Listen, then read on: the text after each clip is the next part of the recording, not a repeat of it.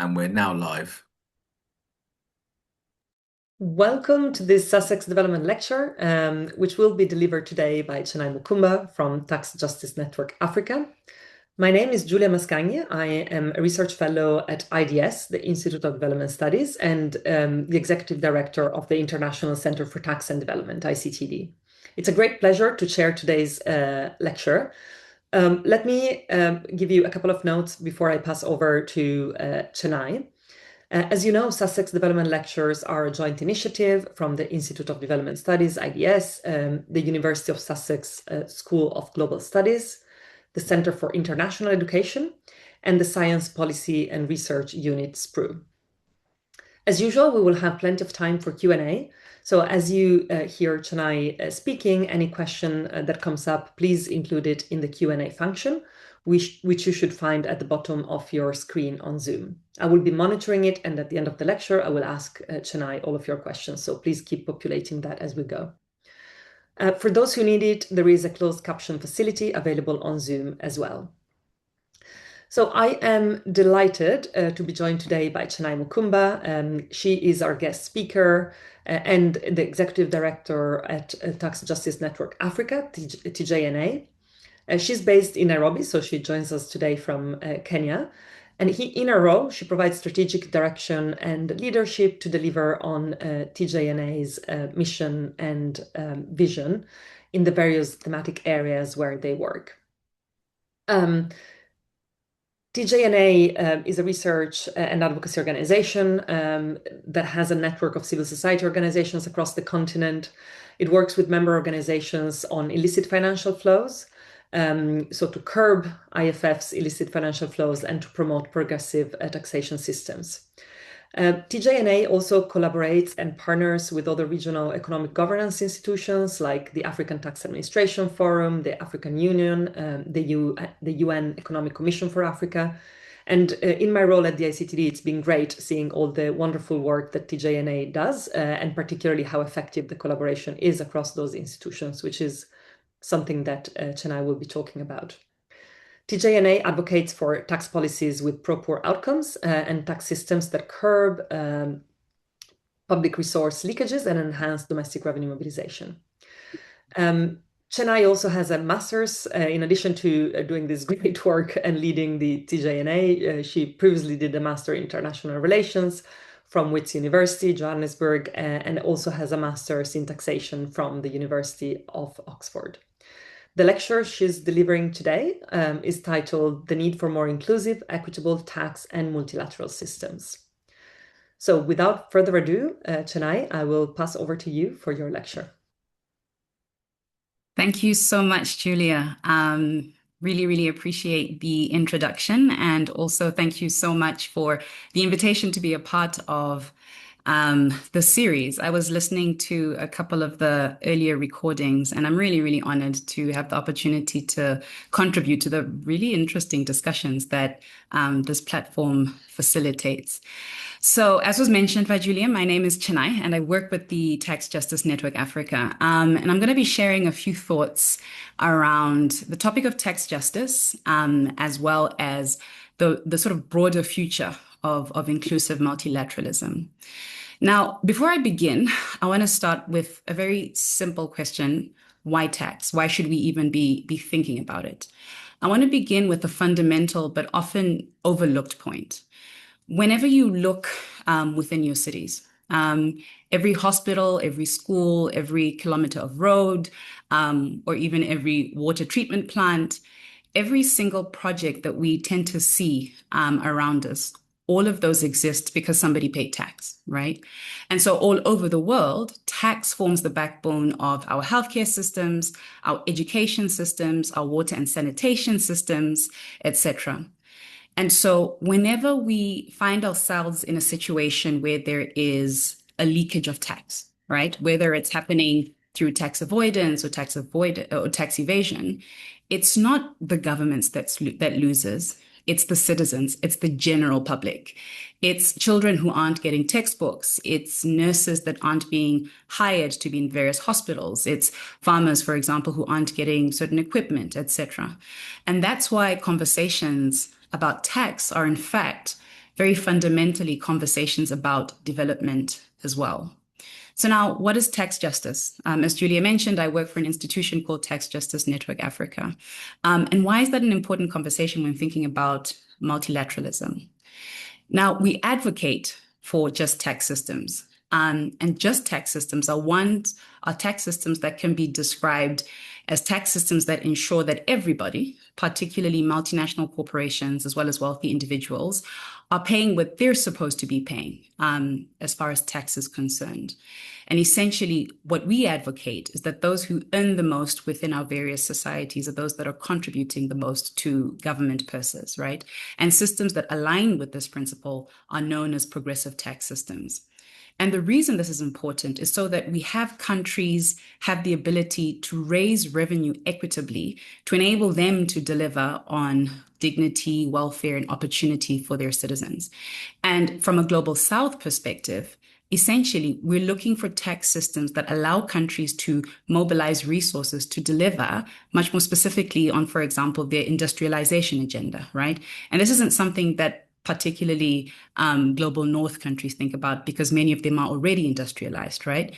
But for global South countries, they're looking for tax systems that can also contribute to their attainment of transformation, right? Or more inclusive economic growth. So tax justice asks the question, right? Are multinationals paying, first of all, their fair share of taxes? Secondly, are they paying their fair share of taxes where they're generating their wealth, where they're extracting their wealth? It also asks questions like the rules that currently govern the global tax system. To what extent do they allow lower income countries the ability to effectively engage, right, within the system to make sure that they're able to correctly tax these multinationals or wealthy individuals? But also, to what extent are lower income countries able to actually participate in the development of these rules for the global tax system and therefore subsequently mobilize the resources that they need in order to meet their developmental objective? Now, often these questions about tax are viewed from a technical lens, and rightly so. I often find myself in rooms with accountants and lawyers and tax administrators, really trying to unpack many of these questions. And so I think for me, the fact that I get to speak to a different audience, one that's more development oriented, is actually exciting because whilst, yes, there is a technical component to these questions, they are also deeply political and go right to the heart and center of human development questions, right? Now, if you do work on international tax, there's probably never been a more exciting period to be doing this work. We're seeing conversations that are happening at the international level that have the potential to completely upend not just the global tax system, but also multilateralism as we know it. But before we get into that, I want to give a little bit of a brief history with regards to how we got to where we are today. We were having a conversation about an equitable global tax system, right? Now, essentially, right now, we're able to celebrate the fact that for the first time, there is a tax treaty that's being negotiated with every single country at the table. But this hasn't been the case, and quite frankly, often isn't the case in many multilateral conversations. Now, a few decades ago, African scholars, civil society, and various intergovernmental bodies raised the alarm on a phenomenon that was called illicit financial flows.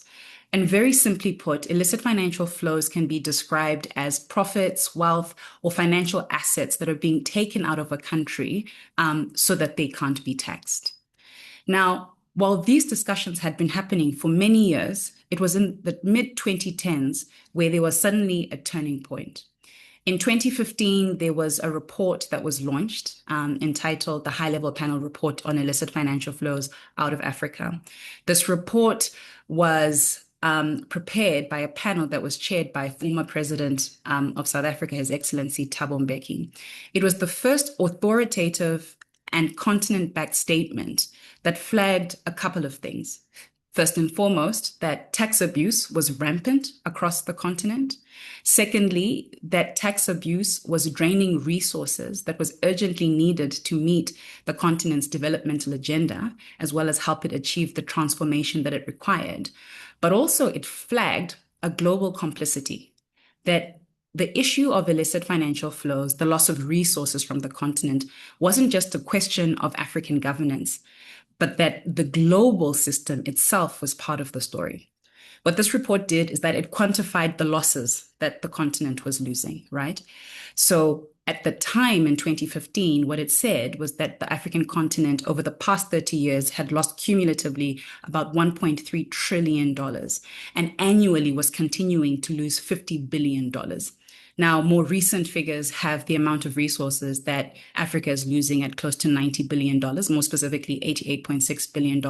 And that accounts for about 3.7% of Africa's entire GDP, resources that are leaving the continent. And now these are also important figures for those of you who care about development work, because recent data shows that African countries receive about $61 billion in ODA, right? However, if you're losing about 90%, there's something to be said there, right? About who the net creditor really is of resources on the globe. The report also exposed various channels through which the continent was losing these resources. What it flagged is that when you think about illicit financial flows, there's sort of three main ways that the continent is losing these resources.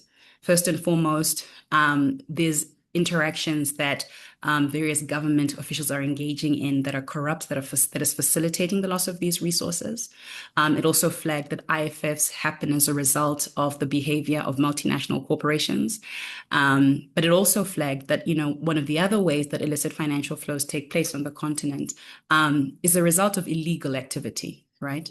But what it showed, and the reason that we tend to focus primarily on tax-related illicit financial flows, the illicit financial flows that are perpetuated by multinational corporations and wealthy individuals, is that close to 2/3 of the resources that were leaving the African continent were as a result of the tax abusive behavior of multinational corporations. And this was something that report flagged. And then the report then went on to name various jurisdictions that were benefiting, right?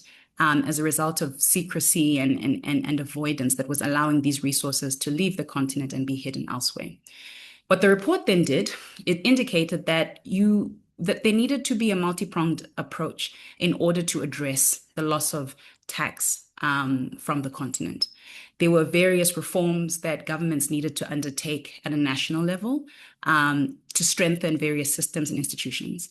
The report also indicated that countries needed to work together, that there needed to be regional collaboration, right? Efforts at that level to address the issue of illicit financial flows.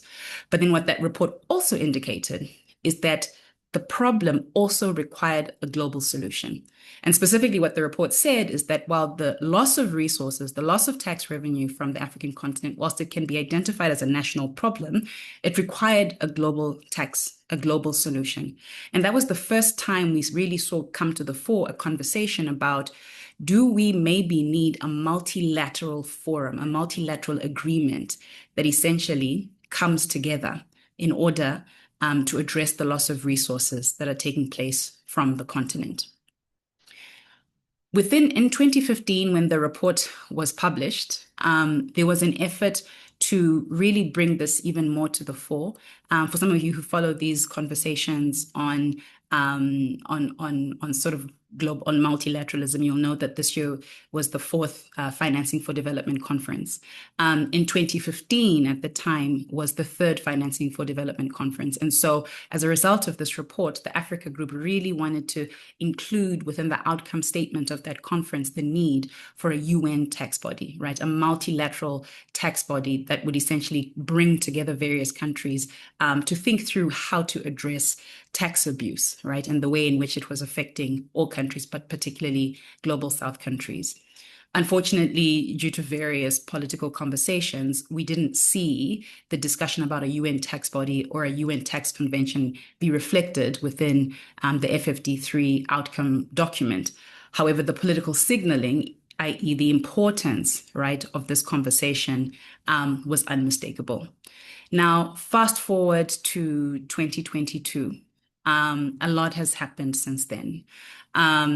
Prior to 2022, there was conversations that the OECD inclusive framework was leading to try and put in place something to address the continued loss of resources that we were seeing on the continent, particularly resources that were being perpetuated as a result of profit shifting. We also saw, for example, COVID happen, where a number of global South countries really found themselves, by the wayside when they turned to the multilateral system to find a solution. And so as a result of this, there were a whole host of different dynamics that were at play that saw 2022 provide a prime platform for a conversation to potentially begin around various ways that the global tax system could be made to be much more fit for purpose. And so towards the end of 2022, Nigeria, on behalf of the Africa Group, formally tabled a proposal essentially calling for a global intergovernmental negotiation process that would begin a conversation toward the establishment of a new tax instrument under the United Nations. Now, this proposal was adopted by consensus and was historic because for the first time, the world was confronted with a demand, an African-led demand, that essentially was saying that there is a need to make global tax governance more fair, that it is important that all countries have a say with regards to the development of the rules that govern the global tax system, but also that this conversation needs to happen at a place where all countries have an equal level of participation, right? That being the UN, not just a small club of powerful countries that are making these discussions, but essentially that there be a home where this multilateral agreement be negotiated. Now, why was this particularly important? When you think about illicit financial flows, when you think about the loss of resources, often developing countries are informed that, there's a lot of adjustments that you need to make at the domestic level, and arguably, understandably so, right?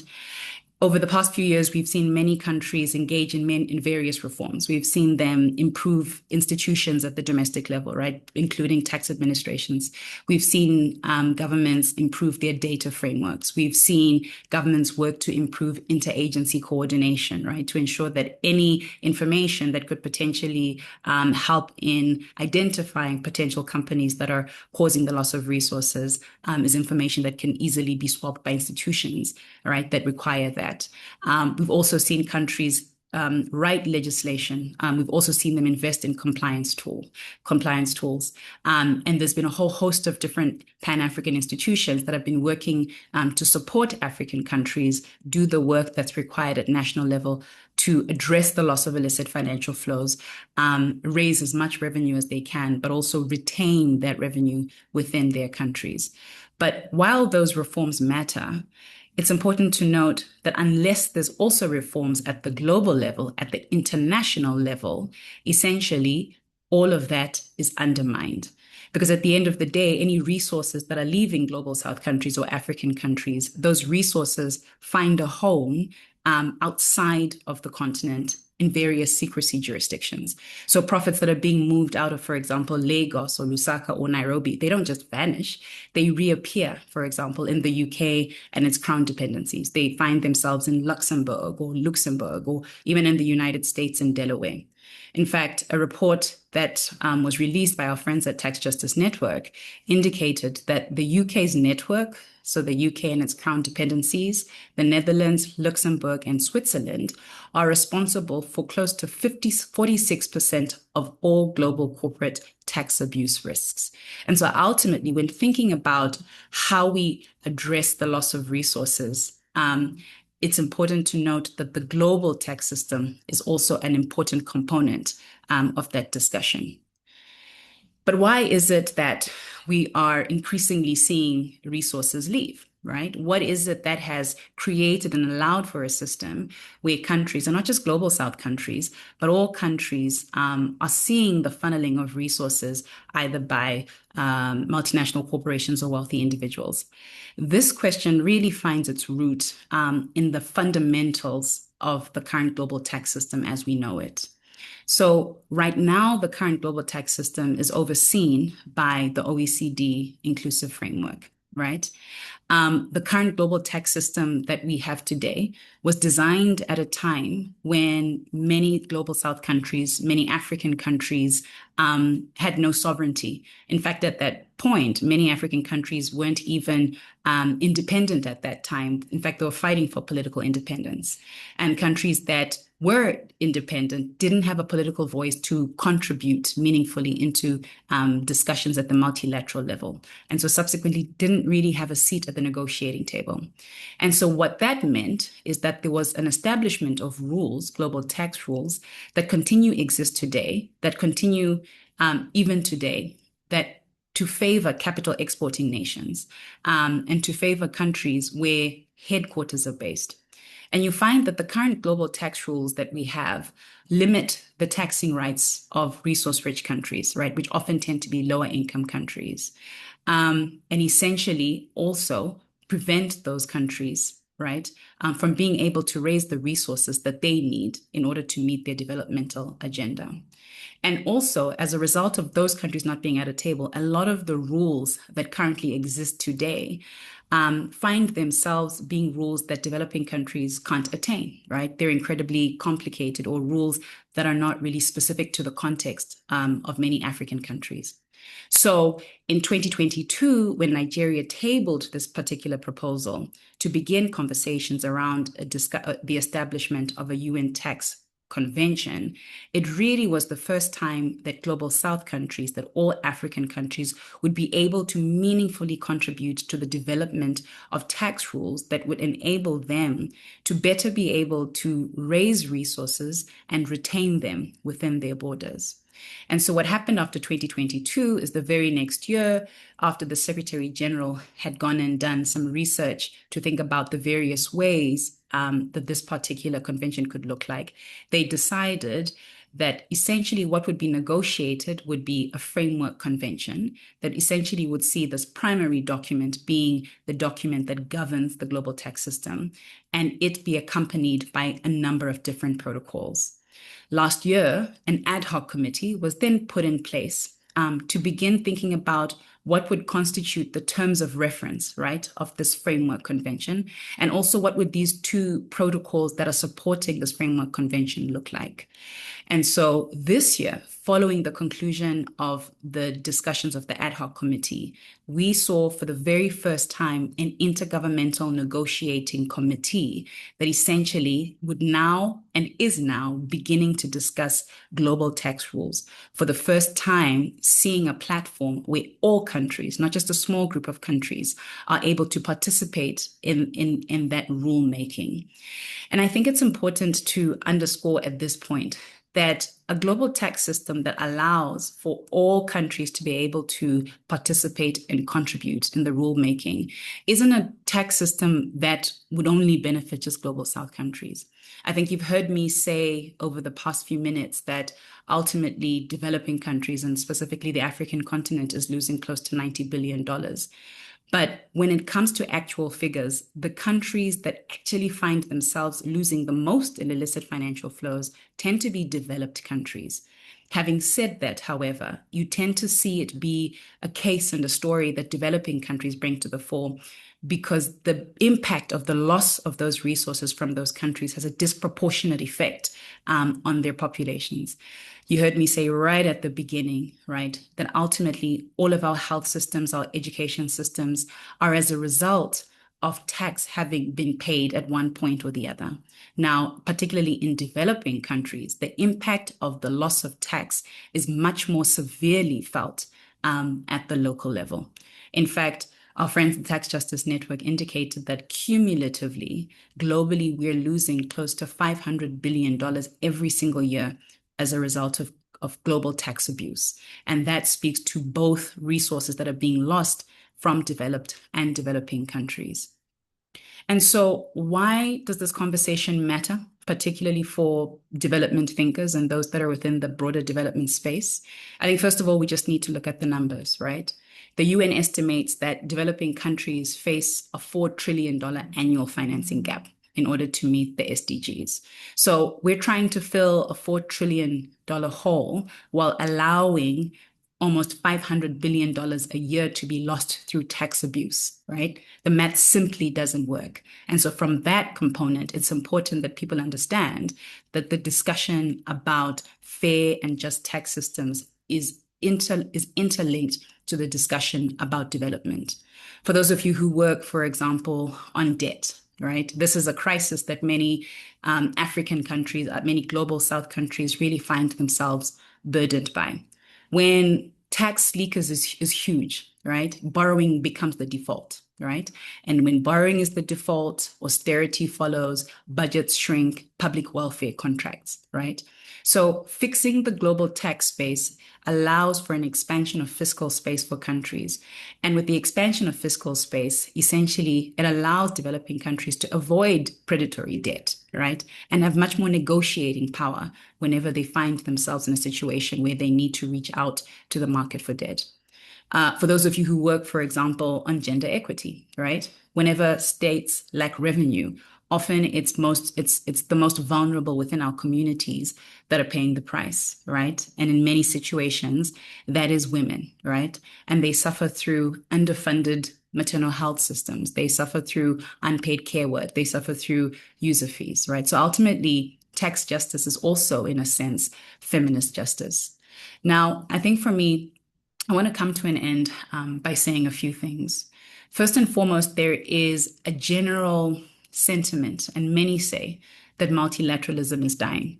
And this is absolutely the case. I think we are seeing significant polarization. We are seeing incredible, unimaginable geopolitics at play. We're seeing a fragmentation that many of us never thought would come to play.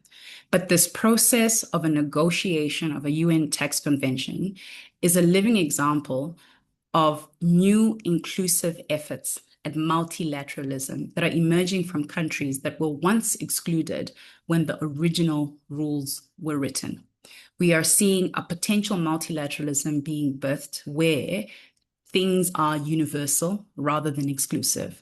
We're seeing a process whereby we're seeing much more participatory engagement rather than a multilateralism where we saw a dictating, right, of what the rules should be. And we are seeing conversations where ultimately the solutions are being negotiated rather than imposed, right? And it's a model that shows that even global South countries can contribute, right, to a multilateralism that is inclusive and one that is in the best interests of everybody, right?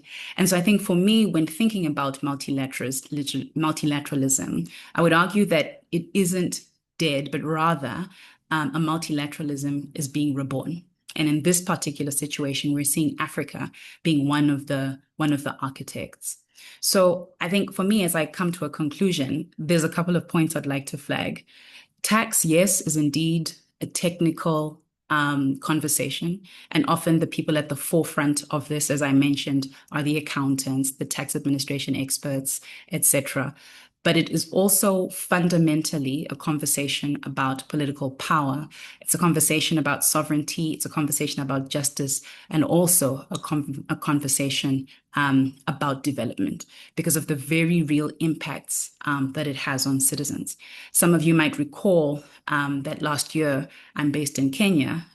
There were various protests that took place within the country, and these were as a direct result of tax changes that the government was putting in place that citizens felt were unfair, and citizens felt were having an unfair impact on their day-to-day lives. And so in a sense, yes, while technical, is also very deeply political in the sense that it affects people's ability just to engage in day-to-day activities. And so I think for me, with regards to the broader question, as far as multilateralism is concerned, and I mentioned to you earlier that right now, there's negotiations about a UN tax convention that are currently happening.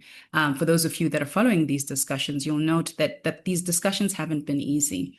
There's a lot of tensions in the room, and often we tend to find developing countries on one side and developed countries on the other. But if we have the courage to continue with this process, and ultimately we have the resultant effect of a tax convention that allows for more fair outcomes when it comes to tax. Not only does this strengthen particularly global South countries, but it provides an outcome that, as I mentioned earlier, has benefits for all. And so right now, some of the questions that are most contentious are when we talk about conversation about the allocation of taxing rights, as I mentioned earlier. How can we begin to have conversations where we allow developing countries to have more taxing rights? What are some of the discussions that need to happen at that level in order to enable them to be able to mobilize the resources that they then need to meet their developmental agenda? So this discussion about a UN tax convention, as I mentioned, whilst it becomes very, very technical for those of you who follow it, it also is fundamentally right at the heart of the development discussion, because without the resources to fund all of these great requirements that we need, we won't see them come to fruition, right? So we're seeing a process, a conversation that Africa has really pushed to the fore. Pushed a conversation that often people deem as marginal as far as development is concerned, right to the multilateral center. And the reason Africans pushed for this, the Africa Group pushed for this, is because its development, our development depends on it, right? Our dignity depends on it. And it's essentially requisite in order for us to be able to meet our structural objectives, our industrialization agenda, and ultimately our developmental objectives as well. So I'm going to wrap up there, Giulia, and then happy to answer any questions anybody might have about the presentation I've just made. Thank you so much, Chenai. This was really great and really inspiring. And I really liked how you connected the development in tax to development and growth, which is something that for those of us who are based in the UK, for example, there was quite a bit of debate recently related to the new budget, how you can't tax your way to growth. And I think this picture is so very different in lower income countries where, as you said, increasing taxes is an imperative for development, for growth, for industrialization, for health, for all of those things. So it's really great that you put that in that context. I think there are a few questions that are coming through on that as well. So as much as tax is about development and it is about citizens, there is a question from Fernando Malea who's saying, you said that it is citizens who lose and not the state in tax evasion. Why pay taxes in countries where citizens are convinced that their taxes will be diverted for the benefit of the corrupt? How to restore confidence in the state? And I would add to that the issue of trust, which is key as well. I'm going to throw in another question that came through, and this is related to something that you said about losses in tax being a national problem, but the solution needing to be global, and some really inspiring developments at the UN with the UN Tax Convention. So there is a question there by Malika Mahajan, who's saying, when the Panama Papers, Paradise Paper, LuxLeaks, and now the Cyprus Confidential leaks keep showing the same pattern decade after decade, are multilateral organizations addressing this issue? Which is a really good question connected to these comments that you made about, is multilateralism dead? And I was really pleased to hear you say, well, it's not, and there's positive progress here, but there's certainly valid questions there, such as Malika's one. So I will for now leave you with those two questions, if you don't mind to elaborate a bit more on those, and I can already see a few others coming through. So we'll certainly have time for another round. Great. Thanks, Giulia. And not to put you on the spot, I know you are also knee deep in the conversation as well that's currently happening at the UN Tax Convention. So please feel free to chime in as well. I think you do incredible work at ICTD. So I think I'm gonna answer the second question first, the one around the Panama Papers, Paradise Papers, LuxLeaks, etc. So I think this is a really, really important question. And it's actually this particular sort of work that's being done by investigative journalism that has been part of the impetus for the current conversation on a UN tax convention, right? So I think I mentioned earlier that in the mid 2010s and 2015, the amount of resources that we were losing as a continent was put at like $50 billion. And at that time, the OECD Inclusive Framework was implementing a number of measures, right, to work to address illicit financial flows, to address the issue of base erosion and profit shifting. Now, the estimates have almost doubled with regards to how much it is that as a continent we're losing, right, close to $90 billion. And so part of the reason the Africa group at the UN said, listen, we need a UN framework convention to help us start thinking about these solutions is because they said the current system isn't as effective as we need it to be, right? And this can be shown through documents such as the Panama Papers, the Paradise Papers, etc., right? The current solutions that exist in order to address illicit financial flows, in order to address the loss of tax revenue, aren't where they need to be in order to really nip this issue in the bud, for a number of different reasons, right? A lot of the rules that exist right now that govern the tax system in order to help address illicit financial flows. Number one, they're incredibly complicated, right? For those of you who work on tax issues.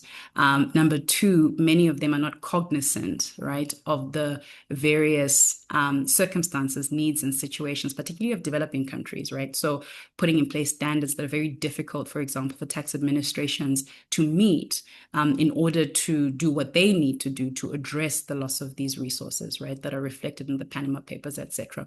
So ultimately, what the Africa Group and other global South countries are trying to do through the establishment of a UN framework convention is put in place a multilateral body that not only is inclusive but is effective, and that's actually even in the title, right?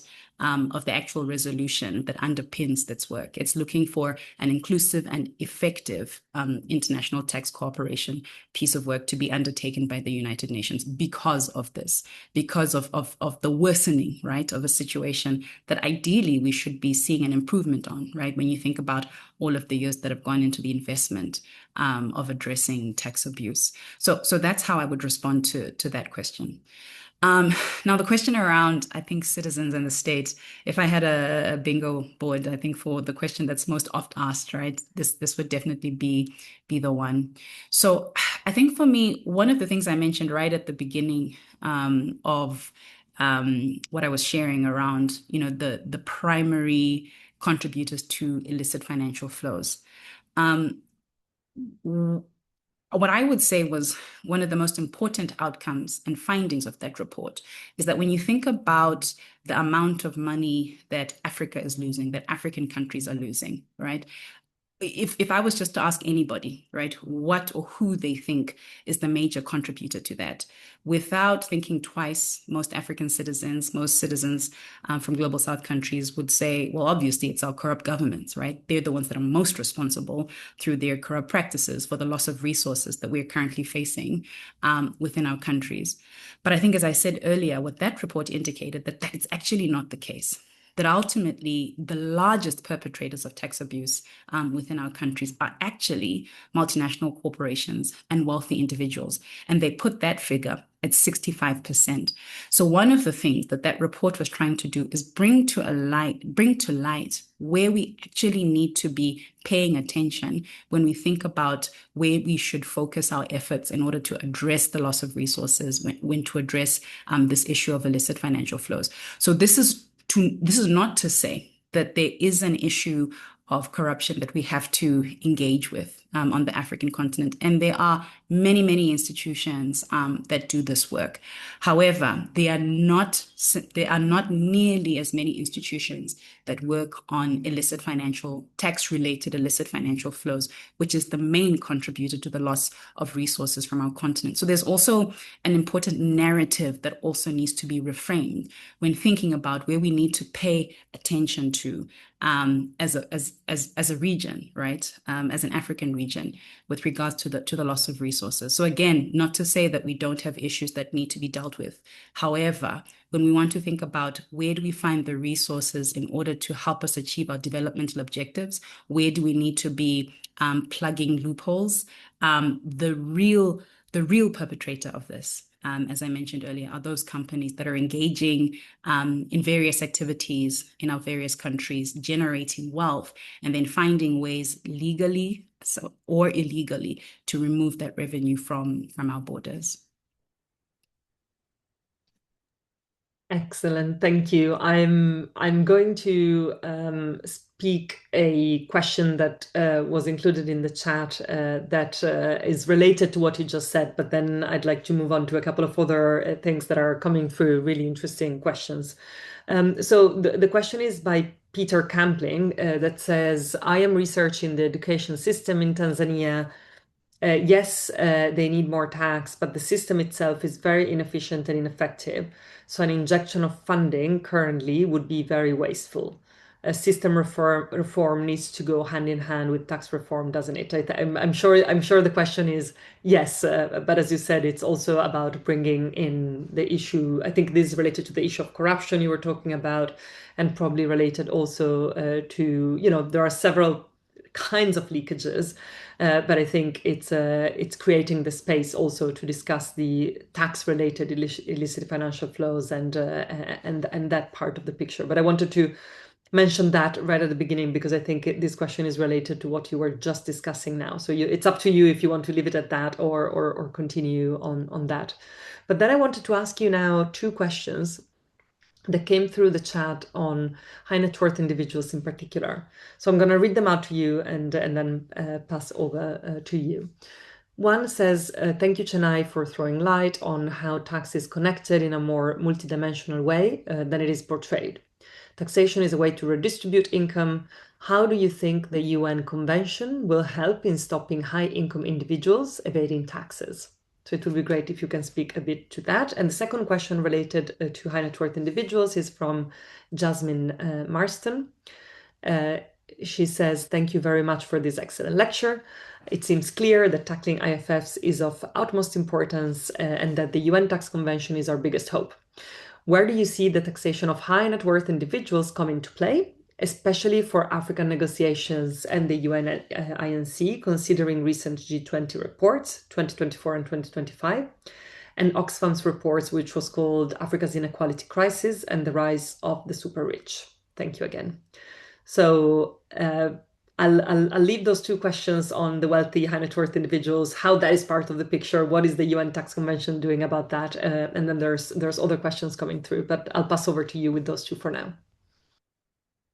Yeah, and I think both really, really important questions. And in fact, I think that the taxation of high net worth individuals is actually one of the elements that's included within the terms of reference for the current discussion that's happening on a UN Framework Convention.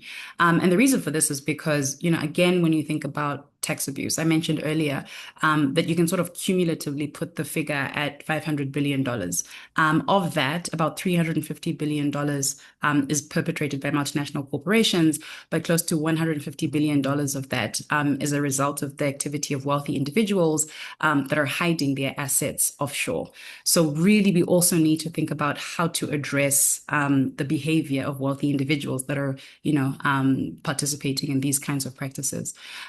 So as I mentioned, the taxation of high net worth individuals and how to address their shifting of profits is something that the terms of reference have indicated is important that the UN Tax Convention look at.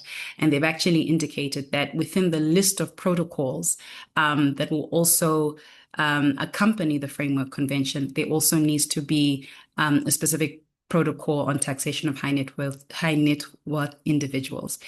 This was an issue that was raised particularly by the South Americans. This is something that they are incredibly passionate about and essentially wanted to see as one of the issues that is engaged with, right, at the multilateral level. So right now, the current protocols that are being negotiated and will hopefully be concluded in 2027 are protocols on cross-border services as well as dispute prevention and resolution. Once that is done, there will also be a protocol on how to address the taxation of high net wealth individuals as well. But as I indicated, it's already one of the topics that's right at the top with regards to how African negotiators, our own negotiators, are feeling that we address this issue of illicit financial flows moving forward. Thank you so much for that. I'm trying to keep track of questions. There's many coming through. I think there's a couple that I'm gonna pair together. One is from Reinhard Huss. He's asking, uh, how do you explain the lack of interest or even sometimes opposition of developed countries to a just global tax framework? Particularly as they also suffer from considerable losses from tax evasion and manipulation. And you said before that having a fairer, more inclusive tax system is not only about the global south, is actually a benefit for everybody. And I think this question speaks to that. Why can we still see opposition to a more inclusive system under the UN? There is another question that I think is related to that because it brings up the inclusive framework and BEPS and the work that was done previously under the OECD, which was a less inclusive setting. And I wonder if that is also something you can reflect on in terms of the history of how we got here. And the question from Aicha Anilus is, well done, Chennai. Why do you think the Africa group is moving as one band, one sound in the negotiations? Is it the result of work done in other frameworks like the Inclusive Framework or BEPS, and or prior work done by the AGN during negotiations of the UN clause or the UN FCC? There's lots of acronyms here. Or the support role provided by regional organizations such as ATAF. And of course, I was also going to ask you to perhaps speak a little bit more to that really powerful collaboration and cooperation that's been happening across the regional governance bodies who have come together as one voice. So it would be great if you could speak to those two questions. One, why do we see still opposition, especially from some developed countries? And second, how did we get here to an Africa group that is speaking with one powerful voice? And did the steps that came before help that? Yeah, and I think both of those really, really great questions. So I think with regards to the first question, I would ask the negotiators why it is that they have such, I think, intense opposition. But I think for me, I think it stems from what I think is an inadequate understanding of the fact that in our current system, everybody is losing. I think right now there seems to be a perception that the Africa Group or Global South countries are really, trying to push for something that will most benefit them, right? Something that really has them coming out of this process being the only winners. But that's not the case at all, right? And so I think I mentioned earlier that when you look at the figures of the countries that are actually most significantly impacted by, illicit financial flows and tax abuse, it's actually developed countries. And a system that is much more inclusive ultimately benefits everybody because it allows global South countries to meaningfully participate, right, in improving the system. And so I think there is a lack of understanding a little bit with regards to how much they too can stand to benefit, right, from a process that creates rules that are less complicated, that creates rules that are specific as well to the context of global South countries, that allows global South countries to come to the table and also proffer solutions, right, to ultimately something that I said earlier is a global problem, right? And so I think there's a bit of work that needs to be done on that front. But then also when you think about some of the developed countries, some of them are also the countries that are benefiting from this, right? In the minority, but they're there. When you think about the ones that are some of our known tax havens, right, that I made mention to earlier, those countries ultimately are the ones that I think will be the ultimate losers, but ultimate losers in defense of a solution that has close to the majority of the global economy and other countries benefiting, right? So that would be what I think, right, is the cause for much of the pushback with regards to this current discussion. Now, I think about the United African position. I think for this, I would say there's a whole host of different elements that are contributing to their shared negotiation positions. I think first and foremost, there is a certain level of shared suffering, right, that they're currently experiencing under the current system, right? I think most of them find themselves, for example, not able to meaningfully engage within the OECD inclusive framework, or some of them are not even members of the OECD inclusive framework, right, because they don't meet the minimum standards, etc., right? So there is an element of, this is something that as a continent collectively we are suffering from. But I think in addition to that, like you alluded to, Giulia, there is a banding of various African institutions that are working together in order to help formulate many of these African positions, right, to support the work of the African negotiators. So these institutions include the Africa Tax Administration Forum, the United Nations Economic Commission for Africa, ourselves, as well as the Africa Union, right? So there's actually solid support that is behind the work of the Africa Group of Negotiators from a technical perspective, advocacy, and political perspective as well. Having said that, I think it goes without saying that arriving at final positions is not easy, right? There's a lot of back and forth that often takes place, just because even though I say African countries, many of them are different, right? Many of them have economies that are strikingly different from one another, right? And so because of that, it does take some time to get there.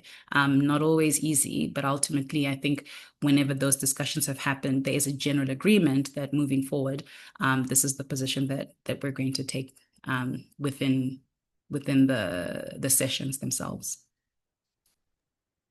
I'm going to be tagging a question onto that thread before moving on to other questions, because it's about the Africa position that you were just discussing now. And as you said, it's united, and that shouldn't be given for granted, because of course there's a plurality of views. So there is internal negotiations and negotiation and discussion and coordination behind that united position. But I would say that was incredibly successful, arriving at that common goal. And it was also, once that position was there, it was also powerful and effective, incredibly effective, in fact, the Africa Group, to delivering change and delivering real progress. So I was going to ask you if you can perhaps reflect a little bit on what lessons can be learned from that process, which, there's still a lot to be done, and of course it still needs to play out, and we're going to need to see where the process lands. But so far, I think there's been lots of great successes. So I wonder if there are lessons learned from that process of getting to a united Africa position, making it count so powerfully and effectively for other areas. This happened in tax. Can it happen also for debt, for justice around debt? Can some lessons from the tax world be useful for other areas? And I'll stop there, and then I'll ask you a couple of other questions from the chat.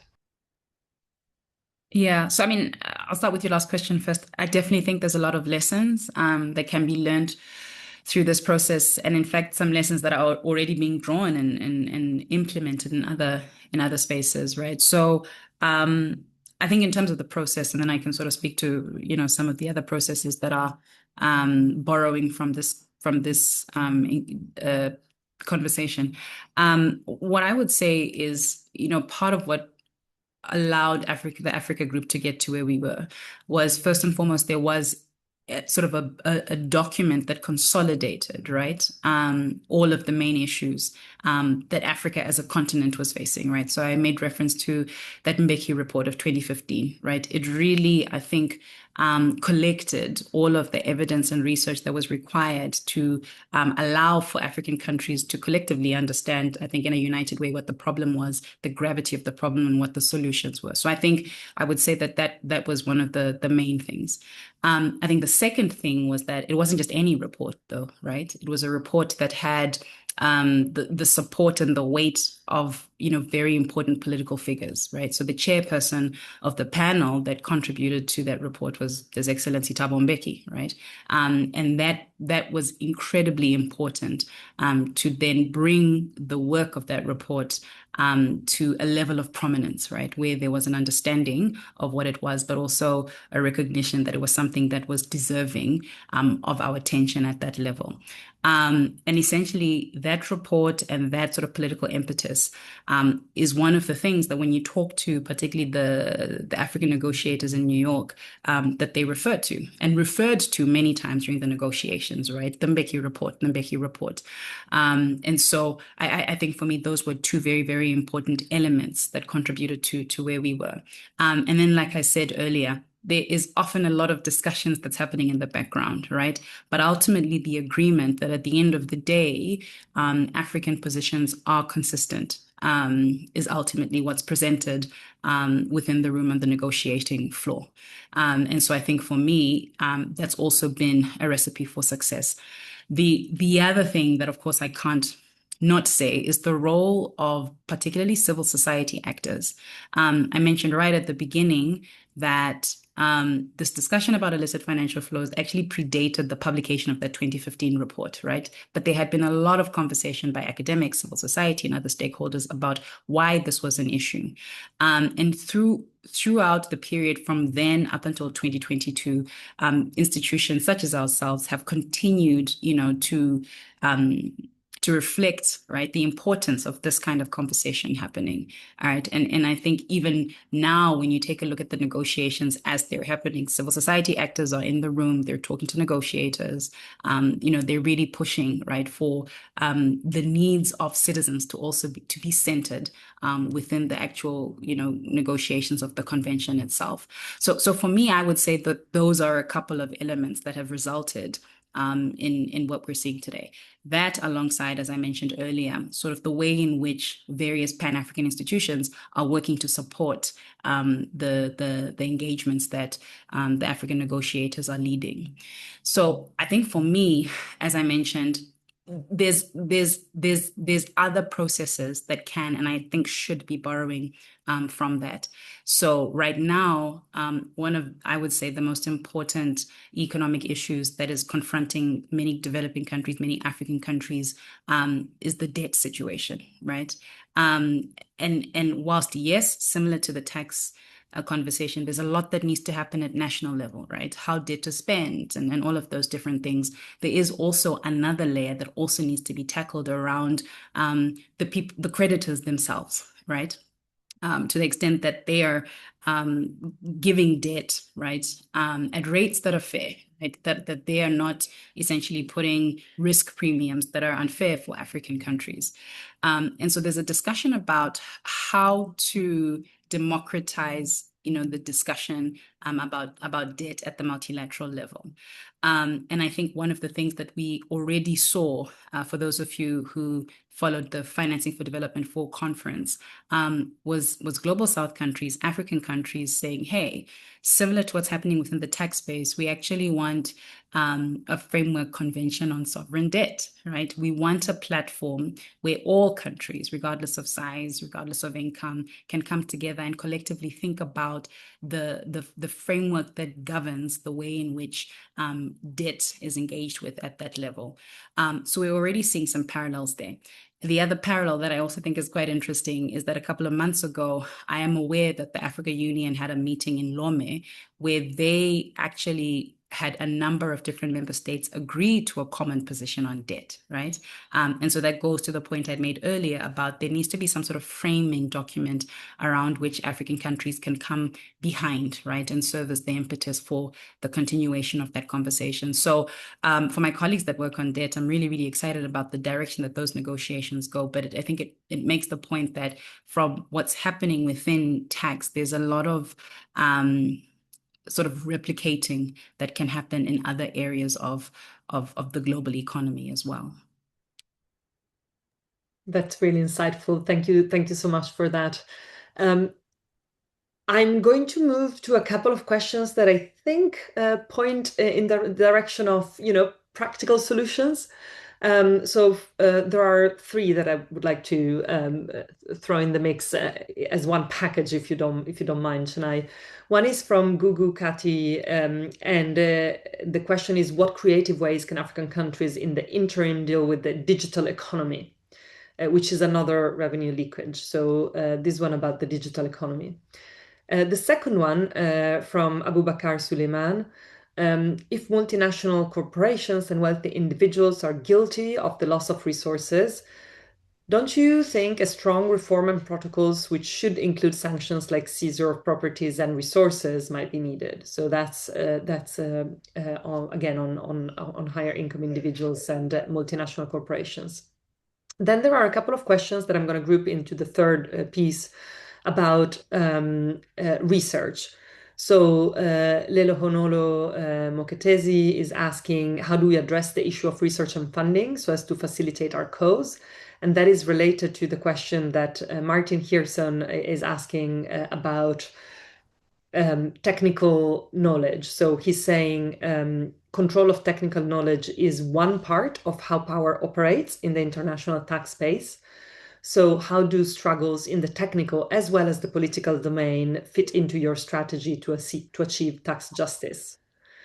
I hope I haven't thrown too many questions at you, but there's the digital side, sort of aggressive and strong measures for big corporations and wealth individuals, and then finally the role of research and technical knowledge as an instrument of power in those negotiations as well.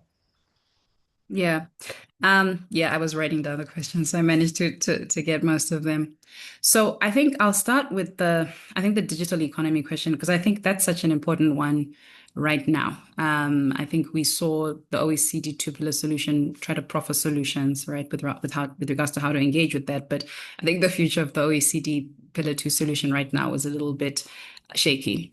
I think also you can see the importance of the conversation, because whilst negotiators are putting together the framework convention, one of the protocols that they also been tasked to look at is the protocol on cross-border services, right? So I think the services question and how to tax services is a really, really important one.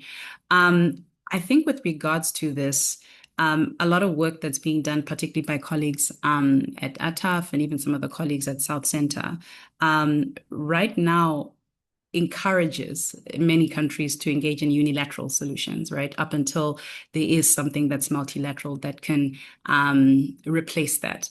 And I think the reason for it is because at present we have these massive multilateral companies that are generating profits and revenue from developing countries, but because they don't have physical presence, right?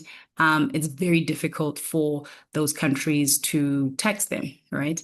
And so as a result of that, countries such as Kenya are putting in place, for example, digital services tax, right? In order to ensure that they're capturing some of the revenue that they're generating. And this is in large part because at the end of the day, whilst there is no physical presence, they're making use or taking advantage or benefiting from the citizenry, right, of many of these developing countries. And to that extent, how much should they be paying tax, right, to those particular countries? And so I think right now there's a couple of conversations around how to engage with that, but a lot of it is put in place certain measures to ensure that you're capturing some of that revenue. I think with regards to the research question, this is a really, really important one. There is a lot of research that is required to support the negotiations that are taking place right now. I think the bulk of my lecture right now was really to highlight how tax is not just technical, but it is incredibly political as a topic as well. However, you can't take away from the fact that it is very technical. And even in the last session that took place in Nairobi, there was a call for research and evidence to be put forward to help in the negotiation process.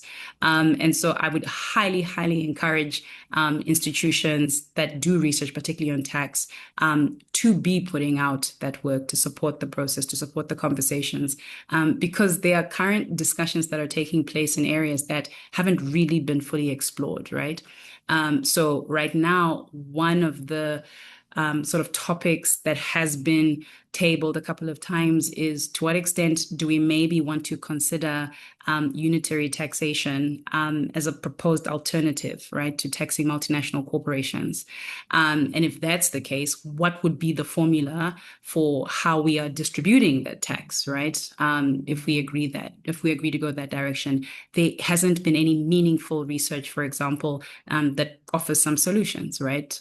Because it's not something that has been fully explored, from the African perspective.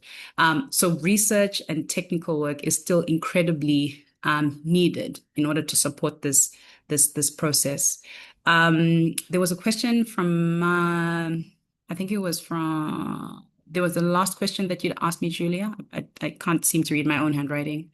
I think you covered everything. Perhaps the one about strong systems for tackling multinational corporations and wealthy individuals. There was a question about sanctions like seizure of property and resources. Um, Mm.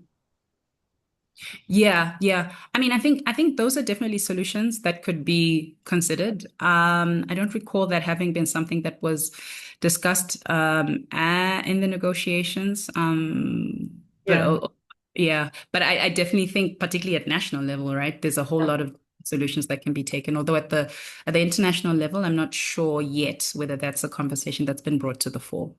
yeah, yeah. And I think you already spoke to the other questions. I'm just looking through the questions you have discussed about technical knowledge, and how that is also one part of how power operates. I think you've spoken to that and to research. Um, there is one question that has popped up that I think is taking a slightly different angle, which is from Silo Akpan. It goes like this. It says there appears to be a lot of insecurity issues in Africa: insurgency, militancy, banditry. Would you say there is a correlation between illicit financial flows and insecurity in Africa? I actually think you might be good at answering this, Julia. I think you did some research on this, so I think it'd be good to hear your thoughts. But I mean, I think ultimately, at the end of the day, many of the conflicts on the continent are are because of resources. I definitely think that there is a linkage between much of the insecurity we see on the continent, resources, and how those resources are managed, as well as how those resources are leaving the continent. So we haven't done very specific work on that. But I think suffice to say, it definitely is something that I would say exists on the continent, especially when you think about some of the most violent ones that we're seeing. Often it's, mineral wealth that's at the center of those conversations. I'm going to put you on the spot, Julie, just because I know you guys have done some work on this.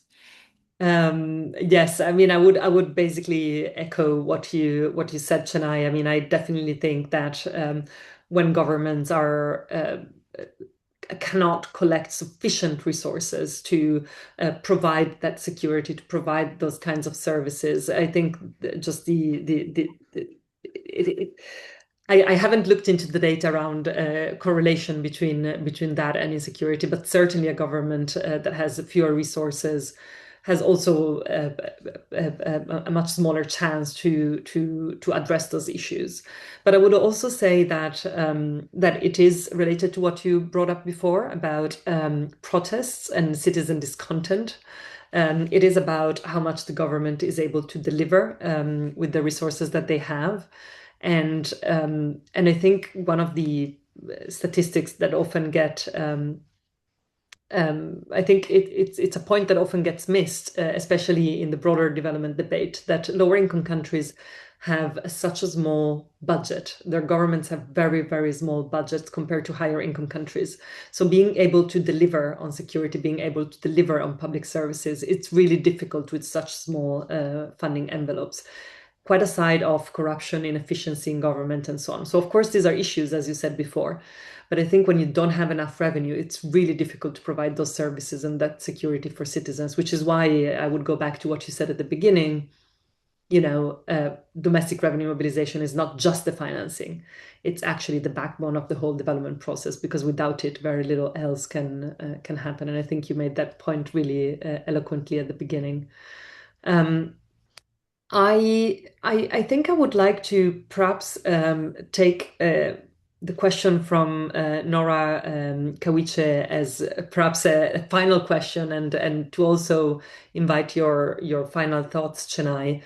The question is, with ongoing debates around the UN Tax Convention and OECD-led processes, what political economy factors will determine which system delivers more equitable global tax outcomes? And perhaps I would invite you to give us your reflections as well on where do you see the biggest promise? What do you think are the next steps that we can expect, and in terms of progressing this agenda further? Where is progress going to come from, and how it's going to look like in your view? Yeah. So I think the tension between the sort of OECD and UN processes, I think it's a really, really interesting dynamic. And the reason I say this is because I think often when you are hearing the sort of the OECD and a lot of the sort of processes it's led on, right, brought to the table. Many developed countries are saying we already have solutions. We've already got, answers to many of these problems. We just need to make sure that whatever this UN process is, it's not going to replicate, what's already being done or the work that's already been achieved so far. And then often in response, you'll hear Africa Group and developing countries say, if the work that had been done by the OECD was as effective as we needed it to be, we wouldn't be here. But also, we're not trying to do away with the OECD. What we're trying to do is create a space that allows for a global body to be that which dictates and determines what the global tax system is. And so at the end of the day, the OECD can continue to do its work. Ultimately, it works in the interest of OECD countries, right? In the same way, for example, that there are institutions such as ATAF, right, which is also doing work to support its tax administrations and work to facilitate revenue mobilization on the continent. And there's similar bodies in other regions as well, right? And so the response, particularly from the Africa Group, with regards to where does that leave the work of the OECD, is listen, we see this as an opportunity to take what is working from any institution, any regional institution that has done some work, but then see how that can be transformed into a solution that works for everybody, one that is much more effective as a result of an inclusive process of negotiating that it would have gone through, right? So it's a conversation that I think has really interesting nuances to it, and I think is seen very differently depending on who you're talking to, right? So it's definitely not a we are doing away with, at least from the perspective of Africa Group negotiators, we're doing away with, but is there a world in which we enhance, right? And potentially address some of the problems that are there, right? In order to arrive at a solution that works for everybody, right? And not just for a small few. And I think in response to your last question, Giulia, about what does progress look like? I think progress for me, looks like at the end of 2027, having a framework convention and two protocols that really take us in the direction of creating a space that can help us address this growing issue of illicit financial flows, right? As reflected in a lot of the statistics, as well as, for example, in the papers, right, that was just referenced to earlier. I think it requires all of the negotiators to come to the table and engage in good faith. I think to some degree there has been concern that not everybody who is coming is really there with the best interest of the process at heart, right? So I think that would be important. I think for me, progress also looks like a certain amount of open-mindedness, also being at the table, right? I think there's often a bit of a push and pull between negotiators who want to see how to tweak, right, the current rules that exist vis-a-vis the much more radical civil society ask, which is, do we maybe want to consider completely new ways of taxing, multinational corporations, or completely new ways of taxing wealthy individuals, right? And I think for me, that particular attitude being what is brought to the table by the negotiators is what I think is going to have us with a solution that really sees improvement to a global tax system that I really think is in need for reform. And I think most people, when they take a look at, sort of the direction of certain trends, would agree. So thank you so much for all of that. I think what I'm taking away from what you're saying is that we can probably get out of this Sussex Development Lecture with some degree of cautious optimism for what comes next. I like what you said before that, well, you didn't say it, but I think it's fair to say multilateralism is probably in a bit of a crisis, but it's not dead. And I like the way you put it. It's reborn, and perhaps this is a better version that allows for solutions that work for everybody, for a fair and more inclusive system. So this is not about doing away with what we had before. It is about enhancing the solutions that we have to make sure that they work for everyone. So I think I'm really glad that we're concluding this lecture with your vision of how progress looks like. It's obvious that the UN Framework Convention and the two protocols that will come with it is very central to that vision of success for the next couple of years. So there's going to be a lot to watch out for. And I think importantly, I just want to highlight the sheer amount of work that goes into making all of that happen. TJNA is a central part of that, along with the other organizations and the countries that are working really hard towards those goals. And I'm really grateful that you took some of your time out of that really important work to be with us today and to share your knowledge. I found what you said incredibly insightful, and I'm really glad that we could have this important conversation as part of the Sussex Development Lectures. So thank you very much for your time and for your insights. As we conclude, I would like to remind everybody that the recording of the lecture will be available on the IDS website, and it will be emailed to you, attendees to this lecture. Please feel free to share it with your colleagues and to point everybody in the right direction if they haven't attended today live.